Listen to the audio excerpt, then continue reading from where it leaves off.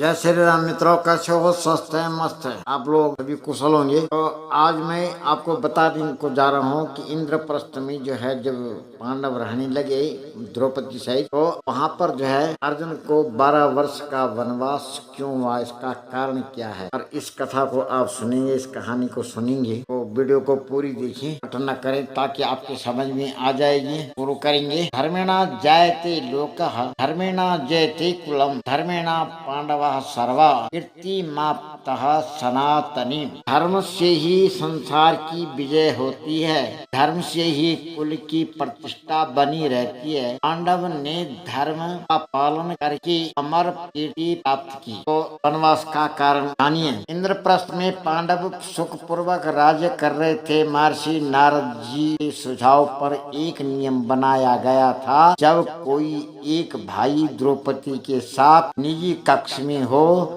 तब दूसरा भाई उस कक्ष में प्रवेश न करे, और यदि कोई प्रवेश करेगा 12 वर्ष का वनवास स्वीकार करना होगा। एक दिन एक ब्राह्मण सहायता के लिए आया। कुछ चोरों ने उसकी गाय लूट कर ले गए थे। अर्जुन के धनुष बाण उसी कक्ष में रखे थे जहाँ युधिष्ठिर और द्रौपदी उपस्थित थे। धर्म और प्रजा रक्षा के लिए अर्जुन को कक्ष में जाना पड़ा। उन्होंने शस्त्र उठाया, ब्राह्मण की रक्षा की और वापस लाए। कार्य पूर्ण होने पर अर्जुन ने स्वयं कहा, मैंने आज जो है नियम भंग कर दिया और इसलिए मैं वनवास जाऊंगा। युधिष्ठिर ने बहुत समझाया, परंतु अर्जुन अपने वचन से नहीं डिगे। वनवास का आरंभ अर्जुन ने अपने भाइयों माता कुंती और द्रौपदी से विदा ली और इंद्रप्रस्थ की जनता रोने लगी। सभी जानते थे अर्जुन धर्म के लिए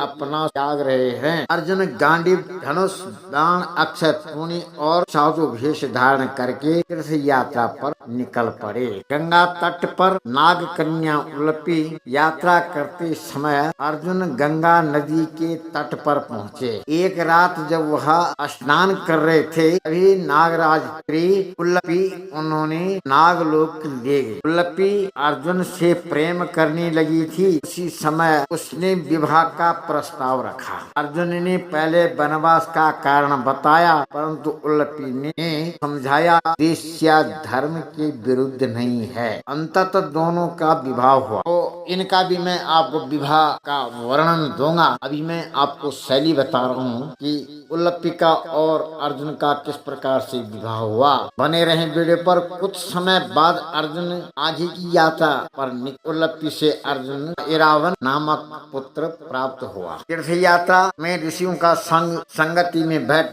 कर धर्म का पालन किया। अर्जुन अनेक पवित्र स्थलों का भ्रमण किया। उन्होंने गंगा, यमुना, नर्मदा, गोदावरी और समुद्र तटों के अनेक तीर्थों का स्नान किया। कई आश्रमों में जाकर ऋषि से धर्म, योग और तपस्या का ज्ञान प्राप्त किया। वनवास का समय अर्जुन के लिए केवल दंड नहीं था, बल्कि आध्यात्मिक साधना का काल भी था। दक्षिण भारत की यात्रा में अर्जुन गए तो अर्जुन पूर्व और दक्षिण दिशा की ओर बढ़े। उन्होंने अनेक राज्यों, पर्वतों, वनों और समुद्र तट का भ्रमण किया। मैं बनाऊंगा इस पर वीडियो बनाऊंगा, आप बने रहे। जहाँ भी गए उनका सम्मान किया। वे स्वयं साधारण यात्री के रूप में रखते थे, इसलिए बहुत कम लोग उन्हें पहचान पाते थे। मणिपुर राज्य में प्रवेश किया।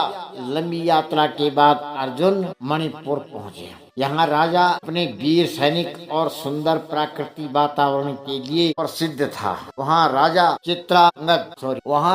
चित्रभान शासन करते थे। उनकी एकमात्र पुत्री थी जिसका नाम था चित्रांगद। तो चित्रांगद से भेंट। एक दिन अर्जुन राजकुमारी चित्रांगद को देखा तो चित्रांगद अत्यंत सुंदर और साहसी और युद्ध कला में निपुण थी। अर्जुन उनके गुणों से प्रभावित हुए। राजा चित्रभान को जब अर्जुन की पहचान पता चले तो वे अत्यंत प्रसन्न हुए।